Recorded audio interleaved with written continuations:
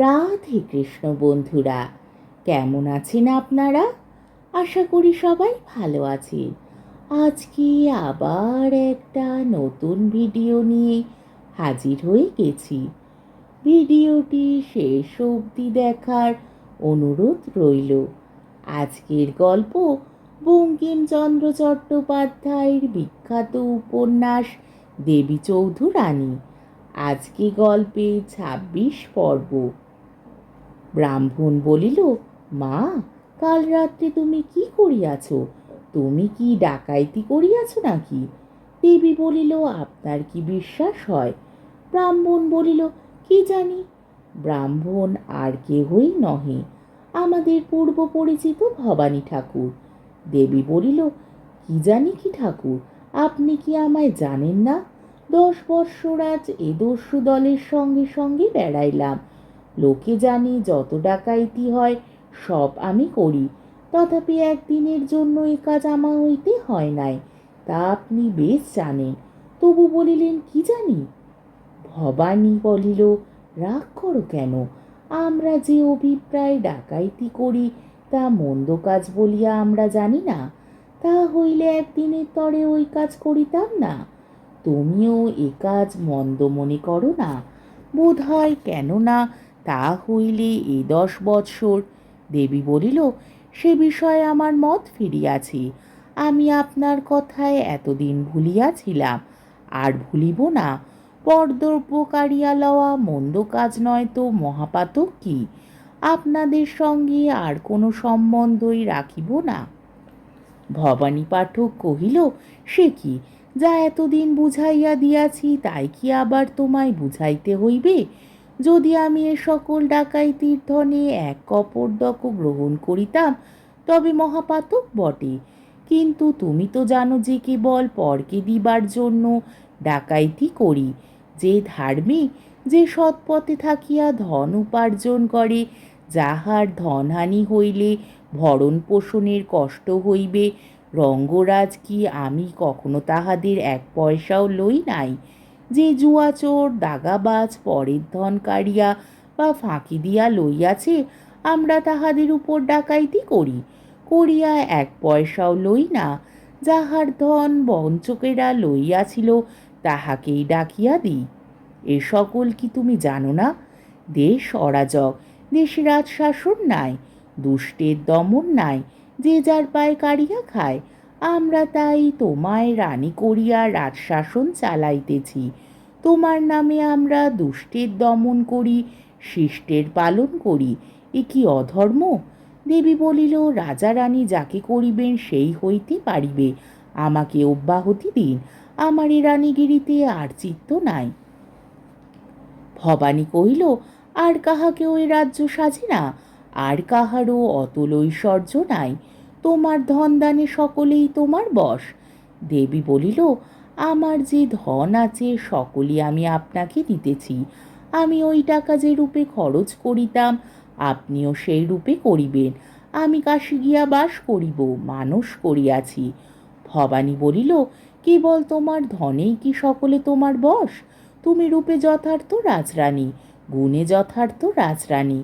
অনেকে তোমাকে সাক্ষাৎ ভগবতী বলিয়া জানে, কেননা তুমি সন্ন্যাসিনী, মার মতো পরের মঙ্গল কামনা করো, অকাতরে ধন দান করো, আবার ভগবতীর মতো রূপবতী। তাই আমরা তোমার নামে এ রাজ্য শাসন করি, নইলে আমাদেরকে মানিত। দেবী বলিল, তাই লোকে আমায় কে ডাকাইতিনি বলিয়া জানে, এ অখ্যাতি মরিলেও যাবে না। ভবানী কহিল, অখ্যাতি কি? এ বরেন্দ্রভূমি আজিকালি কে এমন আছে যে এ নামে লজ্জিত? কিন্তু সে কথা যাক, ধর্মাচরণের সুখ্যাতি অখ্যাতি খুঁজিবার দরকার কি? খ্যাতির কামনা করিলেই কর্ম আর নিষ্কাম হইল কই? তুমি যদি অখ্যাতির ভয় করো তবে তুমি আপনারই খুঁজিলে, পরের ভাবিলে না।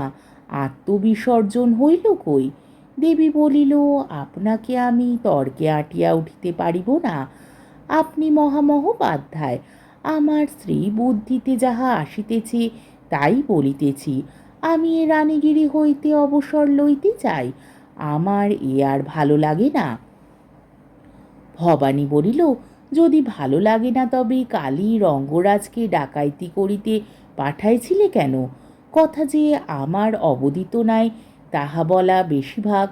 দেবী বলিল, কথা যদি অবদিত নাই তবে অবশ্য এটাও জানেন যে কাল রঙ্গরাজ ডাকাইতি করে নাই, ডাকাইতির ভান করিয়াছিল মাত্র।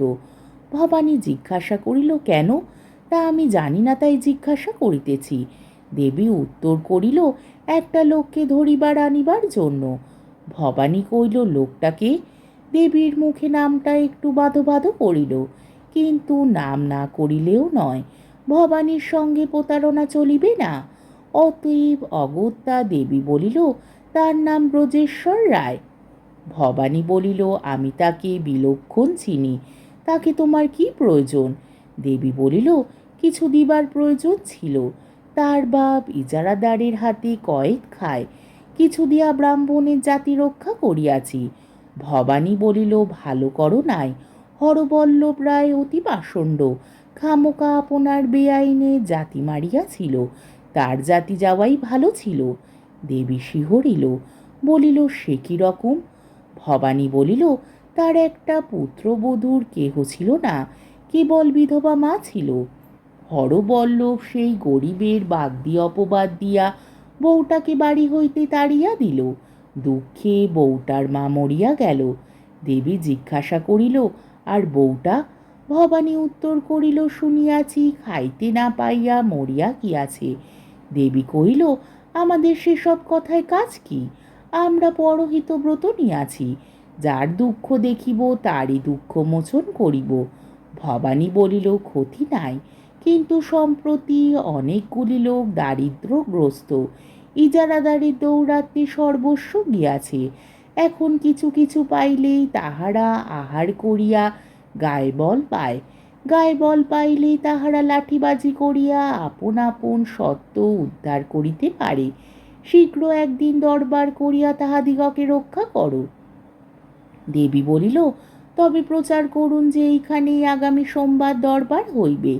ভবানী বলিল, না, এখানে আর তোমার থাকা হইবে না।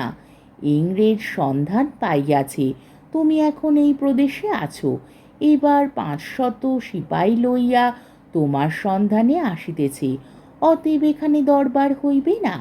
বৈকুণ্ঠপুরে জঙ্গলে দরবার হইবে, প্রচার করিয়াছি। সোমবার দিন অবধারিত করিয়াছি, সে জঙ্গলে সিপাই যাইতে সাহস করিবে না, করিলে মারা পড়িবে। ইচ্ছা মতো টাকা সঙ্গে লইয়া আজই বৈকুণ্ঠপুরে জঙ্গলে যাত্রা করো।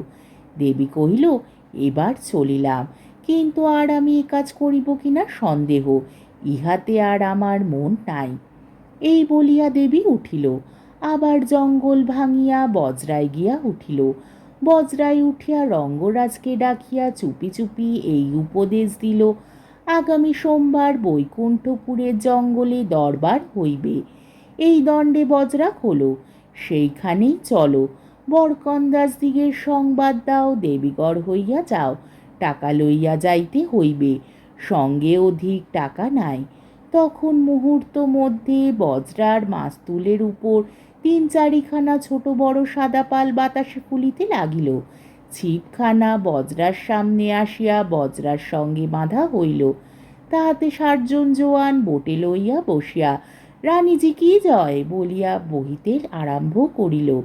সেই জাহাজের মতো বজরা তখন তীর বেগে ছুটিল।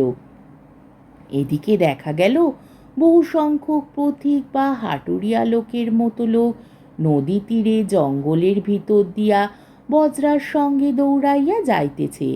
তাহাদের হাতে কেবল একটা লাঠি মাত্র, কিন্তু বজরার ভিতর বিস্তর ঢাল, সরকি, বন্দুক আছে। ইহারা দেবীর বরকন্দাজ সৈন্য। সব ঠিক দেখিয়া দেবী স্বহস্তে আপনার সাকান্ন পাকের জন্য হাঁড়িশালায় গেল। হায় দেবী, তোমার এই কিরূপ সন্ন্যাস!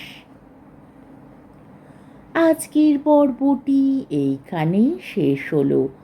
আমার ভিডিওটি যদি আপনাদের ভালো লেগে থাকে তাহলে আমাকে কমেন্টের মাধ্যমে আপনাদের মূল্যবান মতামত অবশ্যই জানাবেন এবং আমার ভিডিওটিকে লাইক ও শেয়ার করার ও আমার চ্যানেলটিকে সাবস্ক্রাইব করারও অনুরোধ রইল।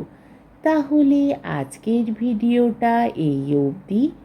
পরের দিন আবার এই গল্পেরই ২৭ পর্ব নিয়ে হাজির হয়ে যাব। ততক্ষণ পর্যন্ত আপনারা সবাই ভালো থাকবেন, সুস্থ থাকবেন, সাবধানে থাকবেন এবং আমার ভিডিওটি দেখতে থাকবেন। তাহলে আজকে আসি। রাধে কৃষ্ণ।